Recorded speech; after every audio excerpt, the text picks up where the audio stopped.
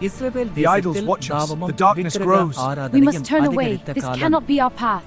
ராஜா Ahab மற்றும் அவரது மனைவி ஜெஸ்பெல் பாகால் ஆராதனையை பரப்பினர். அந்த நேரத்தில் தேவன் எழுப்பிய தீர்க்கதரிசி எலியா. அவர் அகாப் ராஜாவிடம் தைரியமாக, என் வார்த்தை இல்லாமல் மழை பெய்யாது என்றார். 3 ஆண்டுகள் வறட்சி ஏற்பட்டது.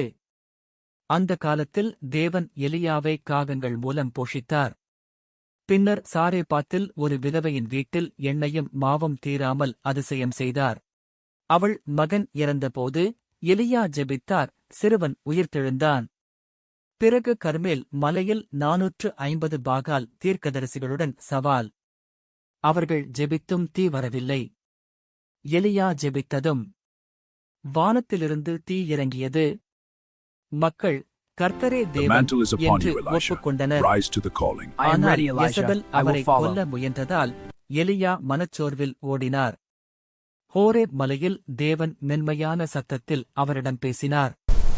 இறுதியில் அக்கினி ரதத்தில் எலியா வானுக்கு எடுத்துக் கொள்ளப்பட்டார். அவர் மரணத்தைக் காணவில்லை.